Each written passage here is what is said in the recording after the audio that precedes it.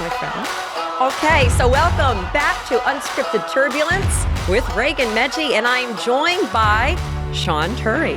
How are you? Well, thank you. Thank you for having me. Thank you for being here. Okay, so what I've been doing for the first couple of guests that I have, it's somebody who has meant something in my life and who has kind of helped mold this next chapter. And you're one of them. Oh, Yeah. that's special. Yes. So Sean and I met because he is the headshot guy. If you see the cover of my podcast, he took the pictures. It came out great. And it was awesome. Yeah. So obviously when you decide to, I don't know, rebirth yourself in some kind of new career, there's a lot of things you have to think about. And headshots was one of them. And I went through, I didn't know even where to turn. It was difficult. And then one of my TV friends recommended you. And I couldn't be happier. Yeah, because when you called me and we did our Zoom call, because I like to do Zoom calls with everyone, because I do find it helpful that you get a vibe check, not for myself, more for my client's sake, to make sure they're comfortable with who they're working with. Because when you do specifically portraits, it's one-on-one with someone you've never met, camera lights in your face. So It's always nice to just have a chat, and virtual calls are the most convenient way to do it. But we had such a nice call. I don't think we probably talked for 45 minutes to an hour, and I think we talked about photos for 5 minutes of it, 10 minutes of it. Yeah. And I remember that call because, my whole vision of my cover art for my podcast, I wanted somebody who could capture expressions, somebody could capture, I'm very demonstrative and animated. And I know that your background, and we're going to get into that, is modeling, acting. Yep. And I thought, you know what, maybe, and when I read your bio, I thought, you know what, this is the guy. So yeah, when we got on that phone call, that discovery call, I mean, it was like we knew each other for years. And we talked about, you have a podcast too? The podcast, because, so I'll touch, it's funny you mentioned the modeling thing too, because I tried to hide that. I was embarrassed of that being part of my resume for the first 5 years of being a photographer. Why? Because I felt like that worked against me. Like it wasn't like a plus. But I find that so many people, now I don't care. It's part of my history. And now it's on my podcast. Everybody's going to know about it. And it was such a cool experience. But at the time I was pursuing, I was doing modeling, and I did work with some big agencies and small agencies. But I had zero interest in being a photographer. So when I was on set, I was never looking at gear like the way I would now. Yeah. And then I just felt like it worked against me, like, another model model becomes actor, like what's more common than that? Yeah. And a lot of models do get into photography, but it really is an attribute to make that transition, because there's a lot you can learn, even just how to conduct yourself and making people feel comfortable in the space you create, because there are so many settings I did in modeling, more in the fashion world, that was just like, really very legitimate photographers, reputable, that were total creeps, super uncomfortable, so unprofessional, and you're paying, $500, $600, $700, $800, sometimes more. And so, it's funny you mentioned the modeling was. I'm assuming you meant it like it was helpful to know, was there a relatability? Totally. And I want to get into that because I want. Before we dive deeper, because we have so much to cover with your story. And, I want to say that when Sean started snapping the pictures, it was instantaneous conversation. And we dove into life. And that is why you're sitting across from me, because you have such an incredible story. So for people who are tuning in, tell us a little bit about, you're not just a headshot photographer. What is your title? What is your business? Well, so I have Turi Productions, which is my production company. So there's video and photography. What I specialize in are portraits. I would say people. I specialize in people because I've done lifestyle work. I do a lot of portraits, and I have a small team of photographers that work along with me. But I would say I specialize in people would probably be the best way to put it, because the picture, this is in my opinion, is really just the byproduct of working with someone. It's just a byproduct. So that's why it is more conversation than okay, put your photo shoot face on, start striking poses. I just don't operate that way. It's so unnatural. Yeah, no, you definitely conjure up emotions, and the expressions that follow? Yeah, I guess, and I don't have an intentional strategy, though it does seem to work. But I don't have like, well, let me pull out this tool and I'm going to just have this conversation. Like, I'm genuinely interested in people, and you have a really interesting background in career. So like, and then what we were talking about with the pivot you've made, I'm genuinely interested. So like, sure, I'm going to take your pictures because that's what we're here to do. But like, I want to still learn more. Like, I have so many questions I could ask you. I have like an infinite amount of questions I could ask. So I find that the time I end up doing those questions is either in the consultation or during the photo shoot, which is why I did start a separate podcast where I could just sit down and talk, because I'm like, I have so many questions I could ask. So I have a genuine interest in people, and not a specific type of person. I think I would gravitate more maybe towards people that have dealt with trauma, and also children. But I'm genuinely interested. There's so many people have so much to share, and I found that really that's the way I learn from myself, is by talking and asking questions with other people. All right. So where are you from? Let's get there. Let's go there. I'm from upstate New York, a town called Cooperstown. I grew up outside of Cooperstown, really in the woods with goats and chickens, on 17 acres. And we didn't have neighbors. I don't think my parents since moved there, but where I grew up, there was no high-speed internet, no cell phone service. We had a satellite dish to get one staticky channel that was like a NASA satellite. It was huge. And really spent a majority of the time in the woods playing, hitting sticks off the tree, like very simple. I hated it. I hated giving the goats a book of hay and knocking out the frozen water in the 5-gallon bucket for the goats in the winter, and collecting chicken eggs. And you got nasty roosters. You got the beating stick for the nasty roosters. How many, I mean, family members? I know you have a brother, but like you also have feathers and fur family members too. I didn't know that. I had, yeah. So I wasn't. I mean, we weren't farmers. I mean, we had a garden and we had the chickens and the goats. But I have a younger sister and an older brother, so there's 3 of us total. Okay. And then of course my mom and dad, and so that's where I was raised, which was interesting because my dad's from Paterson, New Jersey, and grew up in all the projects in Paterson. So my dad's not a country guy.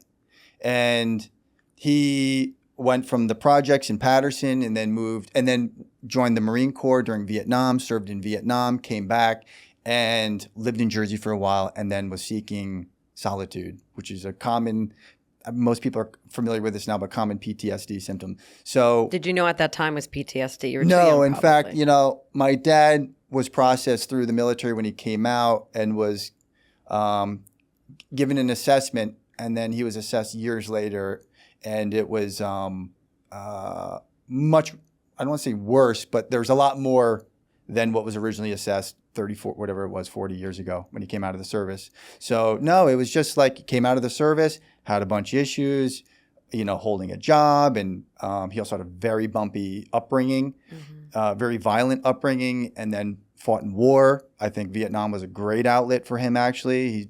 I think he loved Vietnam in the Marine Corps. He loved the intensity and the structure behind that and the discipline. And then he started a family, and we moved North Jersey, and then he wanted to go further north, so we ended up in upstate New York. And then during that time period, he actually wanted to move to Montana and Wyoming and Alaska, and then my mom put the brakes on that.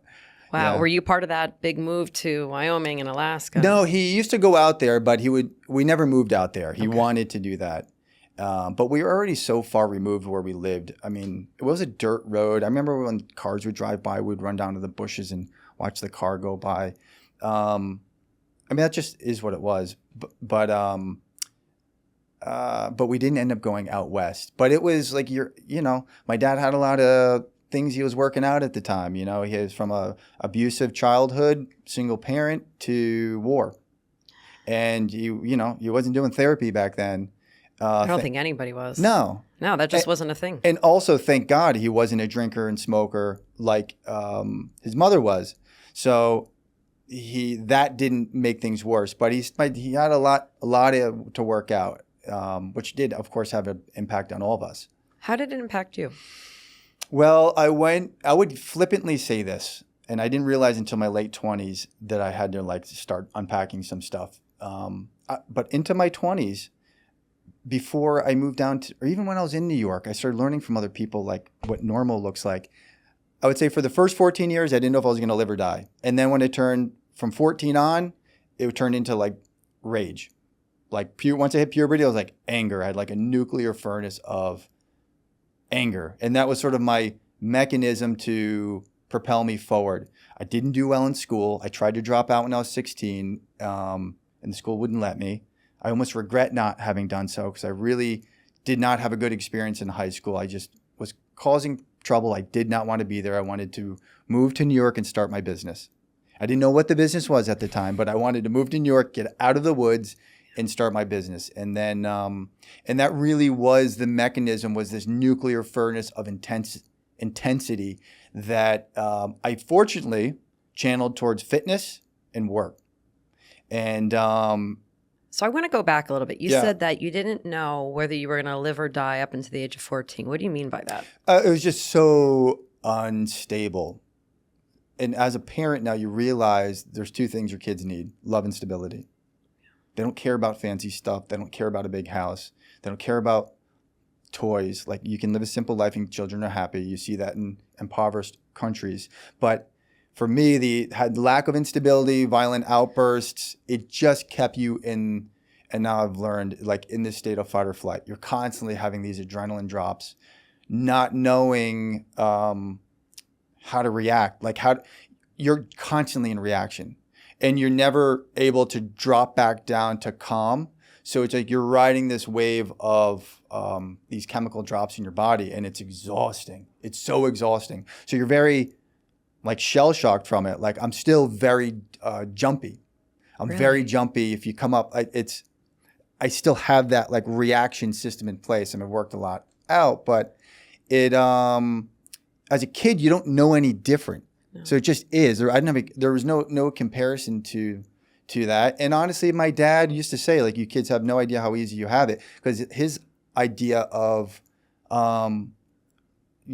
trauma is such an overused word now, but abuse is like very different. He was whipped, beaten, stabbed, and left homeless by his mother. So his idea of like, volatility in war. So, he's like, you kids have no idea how easy you have it, but it's a relative term. And it did have a strong impact on me. I was scared, and that fear turned to anger. Yeah. And it was later that I realized that, like, I'm not angry, I'm scared. I was scared my whole childhood. It's like a defense mechanism. Totally. It's total fight or flight. Humans are so predictable in how they handle these things. And the fight or flight response is good for extreme environments because it gets you through. But once you go into civilian life where you're out of danger, it becomes self-sabotage. So out of all places, you wanted to leave to come to New York. Yeah. Why New York of all places? There's potential there. You could follow it, create a dream there, something bigger and better. Like, we're always struggling. There's struggles with money, and like the phones turned off, lights turned off. It just, like, I didn't want to struggle. I was so intent on making a lot of money because I saw, and it's not true, you can be broke and happy. But my connection was being poor means bad environment. And I was like, I don't want that. I want to make a lot of money. So I took that intensity and I'm like, what can I do to make a lot of money? And then I started modeling, which was not like that was not my dream to be like, how did you land a model. You come to New York and you're like, modeling, it doesn't happen that easily. So when I was 19, I was still working at a bakery, which was a great place I worked, but I wanted to leave upstate. And I was like, maybe this is someone was like, you should model. I forget who it was. Someone that was modeling in the city that we knew. So I was like, that's my gateway to try. Like, sure, that sounds exciting. That'd be cool to like be in a magazine. Maybe you can make a lot of money. So that was my segue. And then I really just bulldozed, like moved down, did a test shoot in New Jersey, and then they helped me find an agency in New Jersey and New York. And then it was off to the races. And then I just like put all of my energy towards like getting as many agents as I could in the surrounding states. And then how could I get bigger, better agents? And it's a hustle. And I was cater waiting at the time, which I loathed cater waiting. Like I feel like everybody goes to the cater waiting. I still don't wear black pants to this day because of that. But it was like, Well, thank goodness I didn't wear my black pants. It would have really, We had a real problem. yeah, we would have had a big problem. I'd be triggered. Yeah, so it was just ground. There was a very lonely period of my time. I was living downstate by myself. I was not open to making friends. I was just intent on making money, being successful, and I was driven by this, like, I would call it a nuclear furnace of rage. Not outward, more inward. Mm-hmm. Thankfully, never, by the grace of God, I never directed it towards drinking and drugs. It was always fitness and work. So that's how you were able to blow off steam. That's how I blew off steam. I overdid fitness. I overdid work. And what did you do for the fitness? I competed from the age of 14 to I think 21 or 22 in the USAPL, which is powerlifting. I did very well with that. And then when I moved down to New York, I didn't have my team. So I always kept strength training, but it was also... you did running. I got into running, and I was doing like ultra marathons on my own free time. Like I was just... Let's see if I can do 30 miles without water, or like how many days can I go without food? I didn't have like body dysmorphia. I wanted to test your limits. Mental limits, and physical fitness is a great way, a very literal way of testing mental strength. So it's funny. Today I went on a run. Now I already told you I did the marathon, so I'm like real happy about that last fall, New York City. Yeah. 4 hours, 19 minutes, and 35 seconds. Wow. Yeah, but then you were like, "Oh yeah, I did mine like in like 2 hours and 4 minutes." No, it was not in the 2 hour. It wasn't in the 2 hour range. And I thought, "Oh, okay."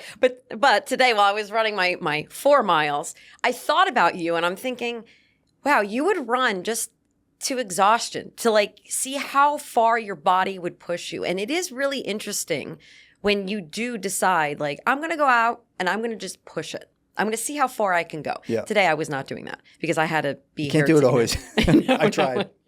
But, it is interesting what the human body can do. Yeah. But this was like your way of just kind of getting your mind right so you didn't do anything worse. Yeah, I think it was me trying to prove to myself I'm strong, like mentally and physically. Like, because as a kid, I was very sensitive and I was in a very like weakened feeling position. And I think it was me trying to prove myself to myself with doing extreme things, because I would go extreme with everything when I worked. Like when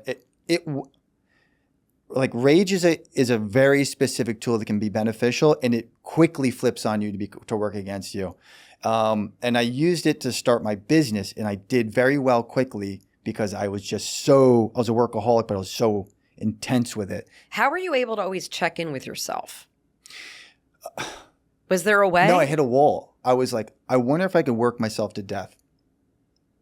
Like, I wonder if I could work so hard, I would work myself to death. I tried. Like, I lost my eyesight one time. I was pushing so hard. I used to sleep on the studio floor in between shoots on the hardwood floor, and then, get ready and get back up. I worked so hard. Like, I wanted to just see how hard I could push it. I didn't. I actually remember vividly, and I don't know anyone that's dealt with issues like this, you hit a glass ceiling where it's like you just keep hitting this limit and then you fall back down. And like I worked and I moved into a luxury building, and then I went to the 11th floor. Then I saw, what's this PH button? It's a penthouse. I want that. I deserve that. And then I worked another year and ended up in the penthouse, had my business. It was never enough. Like, I need more.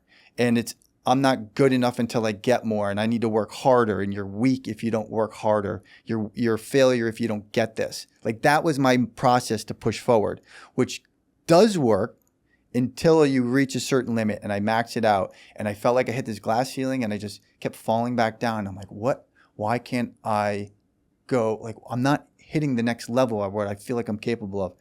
And it was because I was like, I wasn't even aware of at the time. This is up until I was like 29.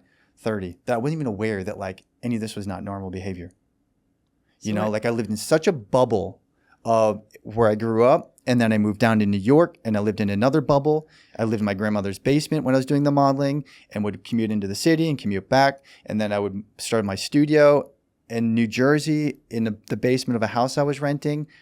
Very cliche startup, very creepy studio I had. It was like white curtains and a kerosene heater. I had like Tony-nominated actors coming out to shoot with me.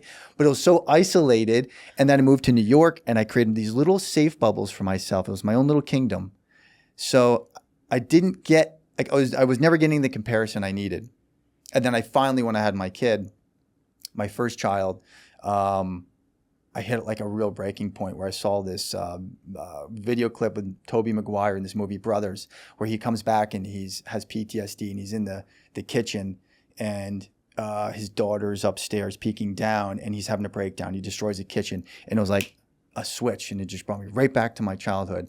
And I was on the treadmill and I just broke down crying. I fell off the treadmill.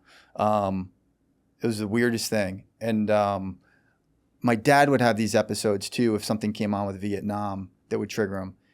And I'm like, oh boy, that's weird behavior. And I had an idea what it was because I used to see that with my dad as a kid.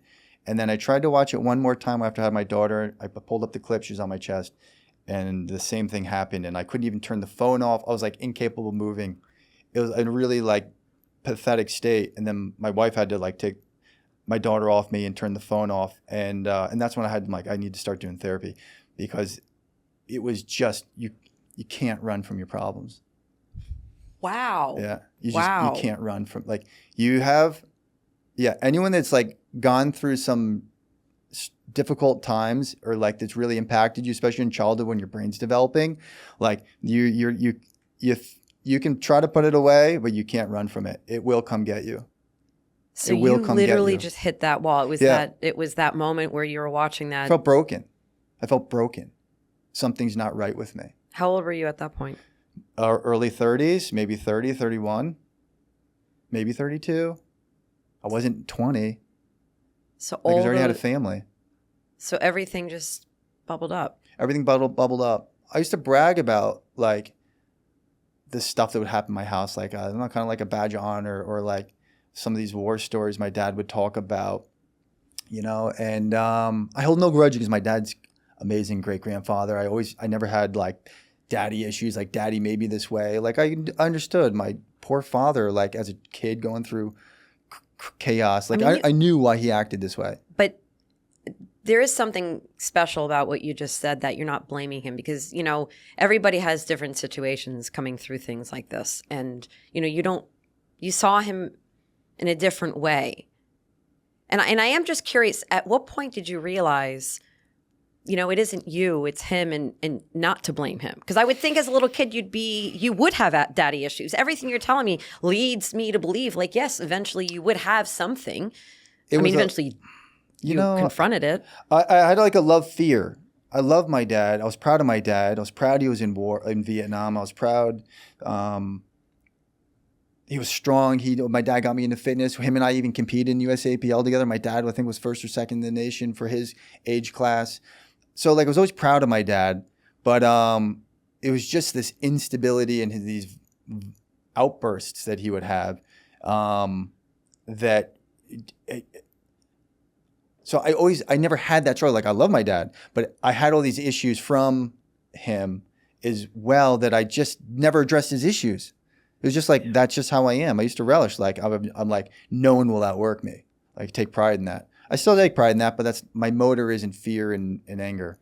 It's not anger, it's fear. Most likely if you're raging, it's because you're something underneath that's undealt with, that you were scared about and you're compensating. So I never had that, but I realized when my life, I was self-sabotaging based on these old mechanisms that kept me emotionally safe as a kid, were now working against me, because you can't fight everything. So you hit a wall and you decide you got to go talk to somebody. Yeah. How was that decision? How did you come up to that decision? Because, I feel like up until the pandemic, it was borderline taboo. People didn't really talk about going to a therapist, or if you did, it was like, oh, they're going to therapy. Now it's more common. Yeah. And mental health, thankfully, is something that people are openly talking about. At what point were you like, I got to go see somebody? Were you feeling a little apprehensive? Were you embarrassed? No, I was at a pretty low point where I was like, I need help. So like, where can I go to get help? Because I'm going to lose everything here. I'll lose my family. I'll end up alone. Like, I was at a point where like, I need help, whatever that looks like. I had no ego involved with this. And actually, when I had the first conversation with this trauma therapist, within 20 minutes, 15, 20 minutes of me talking to her, which was like, 5% of sharing with her, she's like, you already checked the boxes for like, complex PTSD, complex post-traumatic stress disorder. It's like PTSD over an extended period of time, typically by a caretaker. Obviously they said child abuse, though. I don't know. I don't agree with that, but child abuse and like all these other titles. And I was like, oh, thank God. Because I felt like I'm not broken. Like there's a name for this, which also means there's hope you can work on it. It felt good to have some answer to why you're acting this way. Because the thing is, when you're in these states, you're all alone. No one can relate to how bad you have it. I don't want to talk to you. Like, what do you know about what I've been through? Like, you and I are not relatable. So you're always in protection mode. And so you start reading and you realize there's other people that have it way, way worse than you've had, some that have had it not as bad, and you realize we all operate pretty much the same way with the human condition with trauma, and it's very predictable, and you can get better, and it feels a lot better to talk about it. You don't realize how much weight you carry on your shoulders when you don't deal with your past, if you have things that need to be dealt with. So and it helped. What's the first step? I mean, I'm sure somebody there who knows who's listening to this podcast, but maybe somebody resonates with this message and this story. What is the first step for them to do? I would say there's two things. One, find your bottom. Like, if you're not willing to get help, you haven't hit rock bottom yet. And that's different for everyone. Maybe it means you lose your job. Maybe it means you lose your wife. Maybe it means you're sleeping in your car and you lose everything, or on the street. You have to be at rock bottom, which means now I'm willing to say I need help. And once you say you need help, it's a really simple solution. There's one direction for this.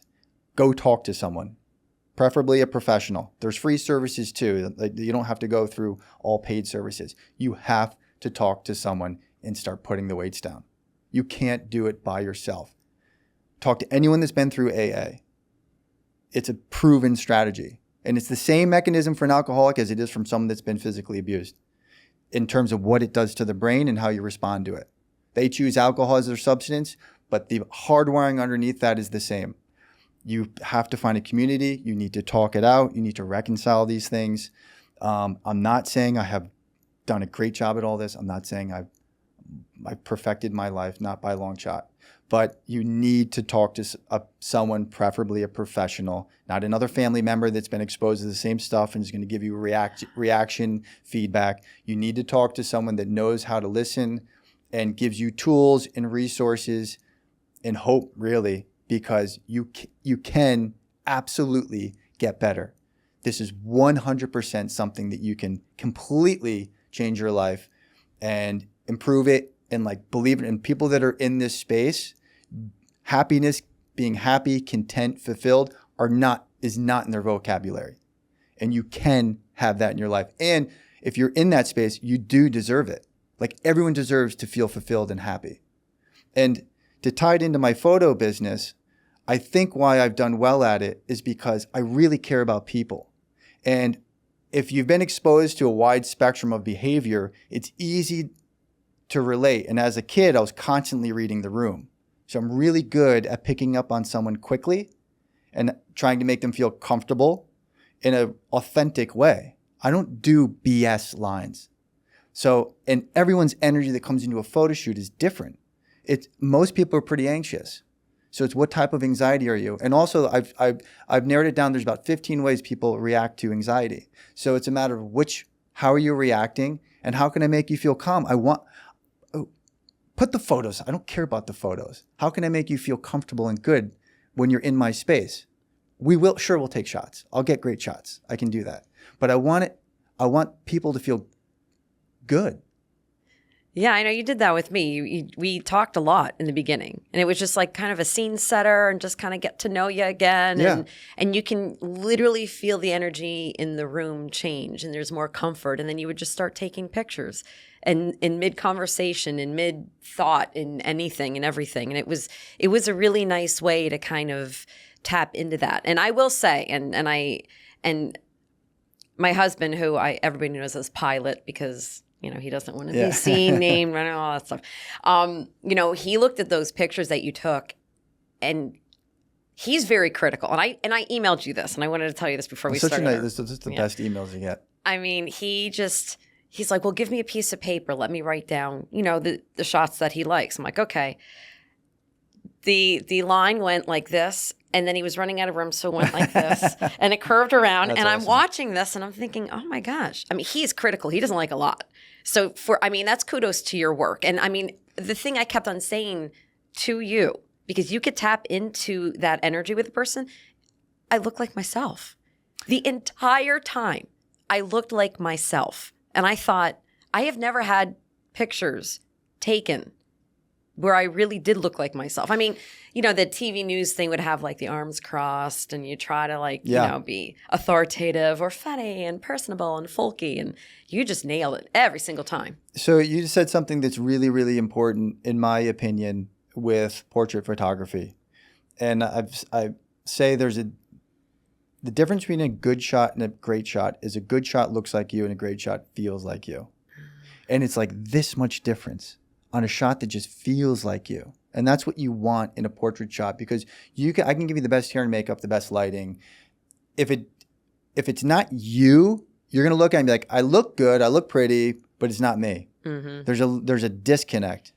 So that's the goal in these shoots, is that you look at your shots and they resonate with you, where you're like, oh my God, that's me. And then I can complement that with good lighting, if we have hair and makeup, the background, all that, and like the mission for what we're trying to accomplish in your shoot. But it's really important that your shots feel like you. That's a really important thing coming into the studio for me. You nail it. I appreciate that. Thank you. Yeah, it's so nice. You send an email like, such a nice email. I mean, I couldn't ask for like a better compliment from someone I work with. It's not of course it's business, but I really do care. I really do care. Like, I've never done a half-ass shoot. I don't care if it's a 15-minute corporate shoot. I really try to do my best. And I really respect people's time and money. And I expect a lot out of myself to do my best. And it's not about the money or business. It's about doing right. And I think people should hold themselves to that standard. If you're going to do something, do it the best, and be a good person while you're doing it. And again, I'm not the benchmark, but I do try. I I could tell you try. We all try, right? We're perfectly imperfect at that. Yeah. So how is your production, or it's Turi Productions? Turi Productions, yeah. So how is it going? I mean, you have your office here, but you don't always live here. I'm a man of the world now. You're a man of the world. It sounds so cool to be like, back in the day, I'm like, I would love to be like in other countries and doing business calls. Now I'm like FML. So yeah, that lost its charm. Time difference is a real thing. So yeah, I live in Norway as well. My wife is Norwegian. And I have kids. So I'm in Norway a lot. And I have my business in New York. Did I foresee this in my future before that happened? No, I did not foresee moving to Norway. But here I am.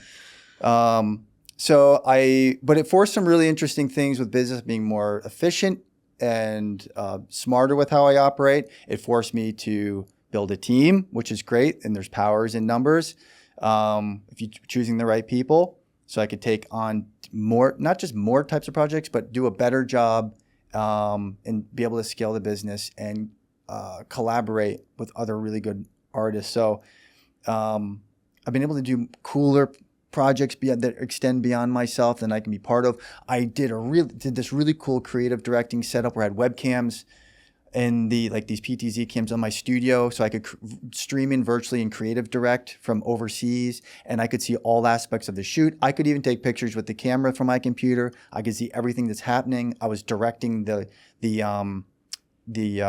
client as they're having their photos taken. I had mics all over. It's so cool. That is neat. Really cool, because I love the tech and I love my gear. So, if obviously, if somebody's listening, like, oh, I'd love to have a headshot session with you. Like, how do they get in touch with you? And I'll put this in the bio. Sure. Yeah, you can go right to turiproductions.com and go to the contact page. or I think it might be book now or contact page, and fill out a form. I'm on Instagram too, Turi Productions, so you can DM us there. And then I typically schedule a consultation, and I like to chat with who hear what their goals are. And it's a video chat. Because I remember when we chat. did the consultation, I'm like, a consultation? I mean, I kind of just said what I needed to. And then that video chat changed the direction. It makes a difference. It does. It's helped us. Because you see, now I know who's taking a picture of me. Yeah. And I'm not going to be like, oh, geez, like, I don't know who this, person's going to be. And you exchange like that energy. Yes. Like I always call it the icebreaker round. So if you don't do that, if you don't chat beforehand, you kind of have to do this icebreaker for the first 10 minutes. Not so much for me, but whoever's coming into the studio, that like they have to acclimate to, okay, this is what he looks like. This is his output. This is the rhythm. But when you chat, you can kind of like, okay, they know my vibe. Mm-hmm. You get an idea. Like, I'm not any different when I take pictures. Yeah. So it's then you'd be okay, sounds perfect, or no, I want to try another photographer. But at least you know if you're going to go into the shoot, like we had a nice conversation before. And many times, unless it really needs to be isolated, I'll end up off topic because it's helpful to know who I'm working with, what they're about, because I can kind of put that in the back of my head when I'm shooting. And again, I am genuinely curious. I don't do this. I don't put on an act. No, no, it wasn't like you were bringing out like this different Sean on the FaceTime, and then I meet you and you're like, whoa, a completely different person. No, I don't do like, hey, and like it's artificial. Oh, just to make this when I was vibe. telling you, there was one photographer my girlfriend had when she got married, 20 years ago, and he would always say like, all right, everybody look at me. Yes, I love it. Love it. Love it. Lyle, love it. And you're like, who's Lyle Lovett? And I believe he was Julia Roberts' husband at one point. But he would always be like, it was just this cheesy line. And it just was really, listen, if that's your thing and you do that in then cool. But like, if you start doing that, like, oh my God. Because I said, I didn't know if you were going to be like, oh, yeah, feel it. And put that in the wind. Could you imagine? She like, oh, yeah, Raegan, like, okay, yeah, you're on a breaking news assignment. Like, what would you do? I didn't know. I seem to give direction based on temperature. Because I'm like, let's warm it up just a little. Like, go a little bit warmer. That looks good. But I'm never overly specific 99% of the time. Because then I'm telling you what to do. Mm-hmm. And I find that it's better to let somebody find their way with gentle nudges in the right direction, with positive direction. Because otherwise I'm creating you with direction. Oh, that's... Yeah. And now we start losing you in the picture. So it's kind of a back-end approach of let me help you find where we need to go with this. And then I'll be like, okay, we have a lot of this, but we don't have a lot of this. So, and I'll show you, I'm very hands-on. Like, okay, see how we have a lot of this? Okay, let's try a little in this direction. And what do we like? Do you like, what shots do you like? Okay, that lets me know how you like to see yourself. Mm-hmm. And then it's like, okay, let's go back, let's jump in and let's take a few more shots in that direction. And then you already know what to do because we did it together. Like you saw what needs to be done. Yeah. Rather than me being like, all right, you already did that. So I want you to do this now. I want stronger eyes and I need this. Now you're creating something that you think will work for me.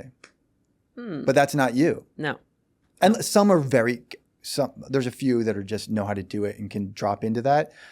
But it's not a natural, normal, like I don't talk to people that way in real life. Like, what the hell am I going to be talking like? That's just strange to me. I've had photographers do it to me as a model, and it's just so uncomfortable. So you learned some of that stuff from your modeling that days I learned, too. Yeah, like how to not be a weird creepo, like so many of these guys are that I shot with.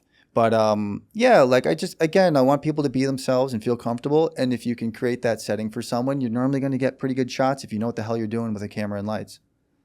Because people will show me, I love this shot of myself. Crappy iPhone, crappy lighting, bad composition. Why do they love it? Because it feels like them. Like they captured their essence. Not their life story, because you can't do that, but it captured their essence. And if I can do that with good light and camera, then you have a shot that you love. And you never had actual, you didn't go to school. No formal training. I literally would build my own lights, Home Depot lights. I was burning out the wires in the house. I used to have smoke coming out of the walls with way too much wattage running through there. I used to sleep with my camera and just obsess over it, learn every feature. It was just obsessive. Yeah. And then so self-taught. with it. You literally built this, what you have right now. Yeah. Yeah. So like a lot of blood, sweat, and tears. Oh my God, I almost cut my finger. This finger went down to the bone. I have a picture of it. The sheet metal on one of these big fluorescent lights I built slid and just opened me up. And I had to duct tape it and go in like I was in the middle of a shoot and just had to finish it. Yeah, like built it from scratch. Built it in a basement in a house in New Jersey. Was there ever a point you wanted to give up? Never. And okay, I don't give up. No. If I'm on mission, you see it through. Yeah. What pushed you? I mean, I don't know where that comes from. But I don't quit. I'll navigate, but I do not quit on the task. If it's in me, like I'm doing this, sometimes it takes a lot longer. And sometimes it's quick, but I won't quit on it. And I don't know where that comes from, but I will get it done. Wow. So could you give anybody advice on if they want to start their own thing and how to, well, if you're in the arts, especially, you are passion driven. I mean, there's like successful people that make a ton of money, and they don't feel this way about you don't have to follow your passion. Like, I don't think that way. And I think you can make money anyway. Someone makes $1 million selling toothpicks for real. Right? So you can make money anything. Somebody had to create the toothpick. Yeah. Somebody had to create the toothpick. Somebody sells the toothpicks and they make a lot of money. I'm sure they're not passionate about toothpicks. I do believe, so with that said, you can make money anything. If you want to make an impact on this world, which I do, you have to do something that moves you. And you have to give it your all. I think when you start doing plan Bs, there's a military saying, so it's burn the ships. And there's a famous, I think it was a Spanish commander. They were going to battle. They sailed to where they're going to battle. And he said, burn the ships because I want no option to retreat. And so that's a military saying, burn the ships, like no plan B. We all get killed or we win. And there's something to that because you force yourself through difficult times because it's easy to quit, which is why I do these extreme fitness things once in a while, because it gets you to the place of, why am I doing this? I should just stop. There's no reason. No one's here. It's easy to quit. And it's important to flex that muscle to know what that feels like and looks like when you're in that moment and to push through it. And if you're doing something that means something worthwhile to you, it's easier to get through those moments because the goal is greater than the difficulty. Yeah. So that would be my general advice. So it's like, what moves you? Well, that's a daunting question. And that's a hard question. And I think we all ask that for the duration of our lives. I'm sure Elon Musk is still even asking himself that question. Yeah. So you can't be hard on yourself if you don't know the answer. But I think it is important to explore that if it's something important to you. Some people are not mission driven like that. Some people are happy with a 9 to 5. Work is done when it's done. They have their weekends. That's great. Like whatever brings you fulfillment in your life. But for me, fulfillment, not happiness, fulfillment comes through pursuing something worthwhile to me. And that by default, that includes the roller coaster of ups and downs. But that's life. Like, I mean, come on, let's take a bite out of this while we're here, right? Like, maximize what you can do while we're here. Like, have fun. Yeah. Fall on your ass hard. Try to win big. You're going to lose big. Get back up. Like, it's the getting back up, because I feel like some people don't know how to get back up. So it takes a conscious effort. And you really have to believe yourself. It sounds very cliche, but like, no one's going to be as big of a cheerleader as yourself. You may have family support, but at the end of the day, when I know mom and dad might believe in you, or maybe they don't, but let's say they do, when you're busting your butt, you go to bed by yourself or your spouse, it's only you that's going to make it happen. I have to ask, how is your relationship with your dad, and how has he been? Dad's great. He's a total champ. Like, he is always elevated in life, always trying to do better, the best that he can. Phenomenal grandfather. Wow. Phenomenal. Did you see that coming? When you were young, I had one strong talk with him one time in Jersey when we did a family get-together and I had my first daughter was born, where I was like, no antics. And we had a little bit of a blowout. And after that, boom, he's doing 8 hours of Barbie all day long for the last 6 weeks. Get out of here. No, he's like really flown to Norway to visit. He hasn't flown since Vietnam. So the first time he flew was to Norway to see the grandkids. And he's done it multiple times now. No, the girls have really, it's so beautiful. He's going to end his life, his best life. They really brought something special out of him. It's really beautiful to see. So,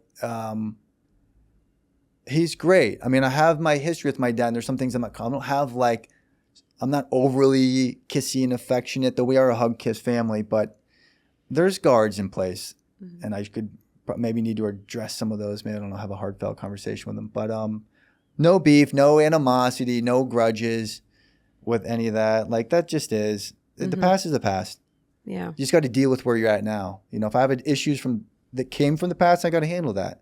Yeah. Well, what am I going to do? Like, you did this, you did that. Like, what's he going to do? I think that's a powerful message. Yeah. I mean, the past is the past. And now is like, okay, well, here we are. So like, what am I going to do about it? The blame game, forget it. I can't stand that. Yeah. Once you're an adult, you're no longer a victim. If you're a kid, kids are victims. They really are to their environment. Once you're in your 20s, man, get it together. Whatever it takes. Stop. Like, you can't do the blame game because you just sink. Yeah. It's just all excuses. Well, I think this conversation is very powerful, and I think that a lot of people are going to take something away from it because you really, I mean, you went through it and you got through it and you landed safely and you have so much more. I mean, you know, to end the conversation, like, what are your dreams moving forward? I mean, you did so much so far. You have your business. Is there the next thing, the next level that you want to achieve? Yeah, you know, I'm professionally, I love what I'm doing with the studio. I started a kids drawing channel. I didn't mention it, but before all this, I wanted to be a cartoonist or an animator. So I got back into drawing. I started a kids drawing channel, Draw with Sean. It's very clean, steady content for kids because I saw everything was bad. So I could see myself going in like the kids' direction. I'll always have my studio. I love that. I love working with children. I don't know where the podcast will go, but I see myself being hands-on with people that have been through traumatic events. I do just inherently have a relatability to people that have been through something.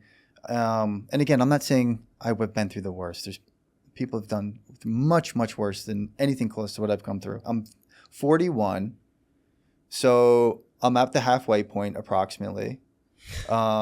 So, you know, like, what can I do that's positive for myself and others? I guess that's where my mindset is. And I don't know where that'll go personally and professionally, but I want, you know, to be present and loving is like on the forefront of whatever I do. Well, I'm picking up what you're putting down, and I feel the love. So I'm really so glad that we crossed paths when we did, you know, because I was, not that I was lost when I met you, but it was more like, you know, I'm starting this new venture. I'm starting this new thing, and wow, it's scary. It's frightening, and it's still that way, you know, and to share space with somebody who is more than willing to listen and open up about their own. You know, it's nice to have that. So it's nice to have this space. Honestly, I feel so uncomfortable in this whole thing because I'm normally not the one talking. I'm normally asking questions. But you're doing a great job. I mean, I could just keep letting you go. I mean, you're one motivational, you know, message after another, and I'm absolutely just.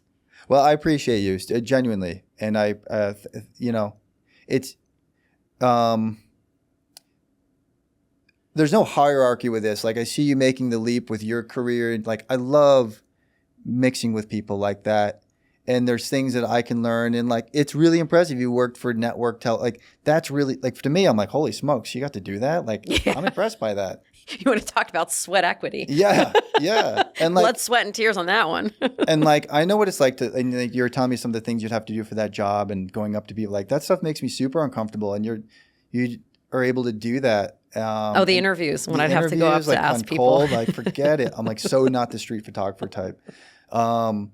Yeah, like, in just getting to chat with you, and we talked about some personal stuff, and like, there's relatability. again, this is how I learn, and I genuinely am genuinely interested, and yeah, like I feel like we're friends, right? It doesn't feel like you're not like my client. Yeah, it doesn't feel like that. No. And that's a special thing. So I really like. Thank you. I appreciate it. Well, thank you so much for being part of this journey with me. Who knows where it's going to go? Who knows? And that's the thing too. Like, you don't know where this is going to go. I have no Maybe idea. you end up on network television, or maybe you go hardcore in the podcast. Like, you're just going in the direction that feels right. And this is the next sensible space. And who knows how big you make this, or where you adapt it to. Like, you don't know. That's kind of the exciting part. But trusting yourself that you can sort it out, and just learning to ride the wave, which I've always struggled with. Like, just go with the flow. You got to work hard, but going with it, not fighting the tide. Right. You have to let go, let flow. It's tricky to find that pulse and when to push, when to pull, and all that. Right, because you don't know if you're working, is that the resistance coming at me? Like, I should kind of pivot, or is it just saying, oh no, you just have to work a little harder to get to the next step? I found if you're in that space for more than 3 to 6 months, it's like time for real reassessment. Like, something's not right. Okay. For myself. Like, if I'm saying, like, I don't like doing this, I don't want to do this, I'm dreading this, and that lasts for months and months, then it's like, okay, it's time for a break or reassessment. No quit doesn't mean you keep running your head against the wall. That doesn't mean you keep running your head against the wall. It's like, you have to adapt. Yeah. You have to adapt and listen and be open and not be hard-headed. Like, I'm only being rich and famous. Yeah. It's like, well, yeah, but you had a gate over here where like 20 people, you could have produced their stuff and had a huge production company, or you could have become an editor this direction, like, and then maybe that would have crossed back over. Like, don't have the blinders on. Don't have the blind. There's times to have the blinders and times to be open. But if you're feeling miserable, it's like, open the blinders. What am I not seeing? This is all easier said than done. I mean, listen, I'll never forget with the idea of the blinders and just pay attention and listen, is when people would say, you should have your own show. That has been said to me for a long time. And I always thought of it as, a TV show. No, like, the minute you're not the hot item anymore, it doesn't matter. Right. And it's all the things you have to do for that. Oh, and you can't really take a sick day. I mean, you can, but you can't. And I just thought, no. And then here we are. I have my own show, but in a different way. Isn't that crazy? These things happen in ways you don't see. As long as you stay open. Yeah. Stay open. And who knows? This is exciting. Yeah. Well, you got a new follower. Ooh. I'll be following. You better. I know where to go, and I need a new headshot. But this was wonderful. Thank you. Yeah, thank you for just being here and sharing this with me, because this is special. My pleasure. Okay. Thank you, and thank you for listening. See you later. Bye, friends. Take what lands, leave what doesn't, and keep moving forward. Follow wherever you're listening, and if you are watching on YouTube, hit that subscribe button. It helps more than you know.